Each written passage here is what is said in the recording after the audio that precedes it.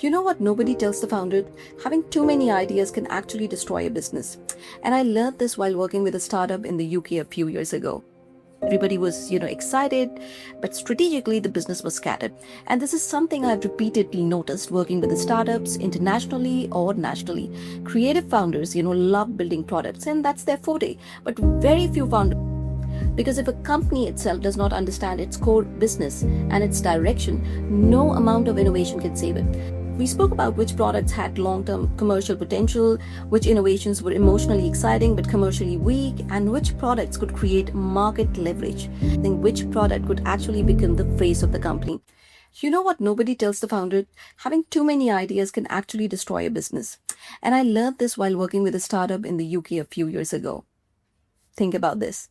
Now, obviously, because of confidentiality clauses, I'm not going to disclose the name of the company, but let's call this company as XYZ, okay? But this XYZ company was generally very fascinating. They were building futuristic products before, people were even talking about AI seriously, and technology-backed fashion, smart accessories, virtual reality advertising systems, innovation-driven consumer products. They were doing it all.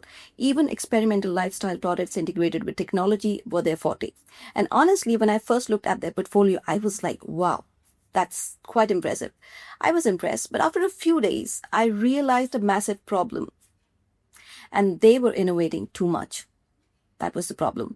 Now, most of the people listening to this will think, like, how can an innovation be a problem? Yeah, that's right. It's never a problem. And that's simple. Because innovation without strategic direction becomes chaos, and there where the problem started. The startup had too many products, too many concepts, and too many markets to explore, and too many experiments to do, and too many possible directions. And one week they were focusing on smart wearables, and another week they were just discussing virtual reality advertising systems. And suddenly they were just exploring technology enabled fashion accessories. And that was too much, on their plate, and internally everybody was excited, but strategically the business was scattered. And this is something I've repeatedly noticed working with the startups internationally or nationally.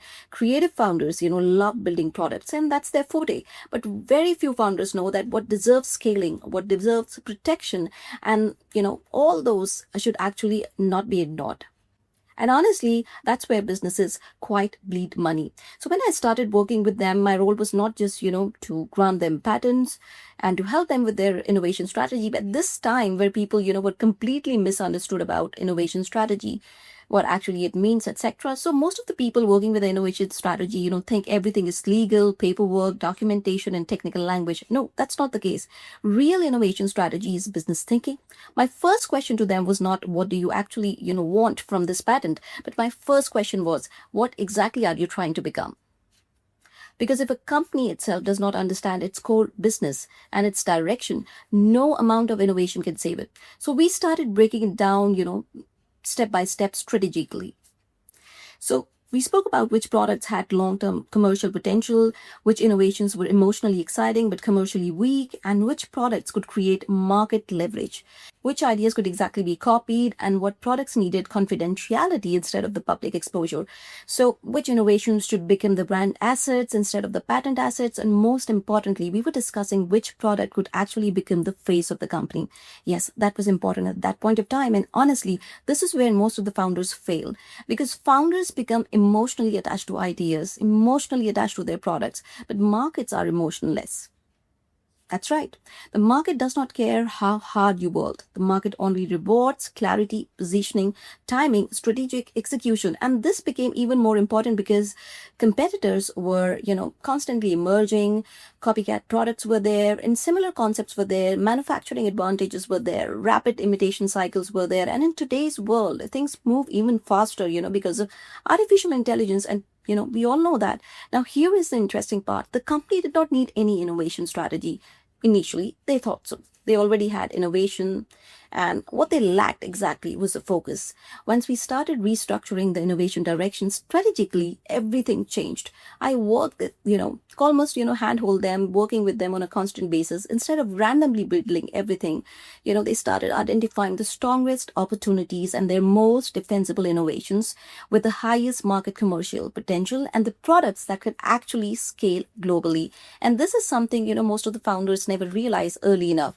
A business doesn't become successful because it has most of the ideas. A business becomes successful because it knows which idea deserve aggressive execution. And that's right. I've seen this pattern, across multiple startups. I've worked with Australian startups. I've worked with, the American startups, the product businesses, the consumer brand, the innovation-led founders, and technology-related companies. And honestly, the smartest founders were not always, the people with, more technical inputs or more technically equipped, but they were the people who understood the strategic restraint. They knew what not to do. They knew what not to reveal, where, not to waste energy. And today in 2026, this matters more than ever because now everybody can generate ideas. Anybody can use AI tools. Anybody can create prototypes. Anybody can launch products. So the real competitive advantage is no longer just creativity. It is strategic clarity. And maybe that's, the biggest thing I learned after working closely with those innovation-driven businesses and setting up their innovation strategy. And the future doesn't belong to people with endless ideas. The future belongs to people who strategically position ideas into scalable businesses. And so if you're building something right now, whether it's a startup or an AI product, a technology, a brand, a creative business, or an innovation-led company, don't just ask, what can I build? Just start asking yourself, what is actually worth scaling? Because sometimes the smartest businesses' decisions is not creating more, it is focusing better. If you enjoy this conversation around startups, innovation, artificial intelligence, business strategy, and building future-ready businesses, just subscribe to this channel because this is exactly what I'll be breaking down, here, with the real founders, with the real strategic problems, mistakes, and the hidden thinking behind scalable businesses. And honestly, this is one of the reasons I started creating educational resources around business communication, innovation strategy, and because after all, working with all these founders internationally and nationally, I have realized something very important. A lot of smart people don't fail because they lack ideas, but they fail because they struggle with commercial execution, communication, positioning, negotiation, clarity, and strategic thinking. So I've started building a practical learning resource around areas like business communication, patent search strategy for people who genuinely want to think more strategically while building businesses. Okay. And honestly, these are just things nobody teaches founders properly in, traditional education. Do check out my courses at courses.patfrigate.com, and I hope it helps you.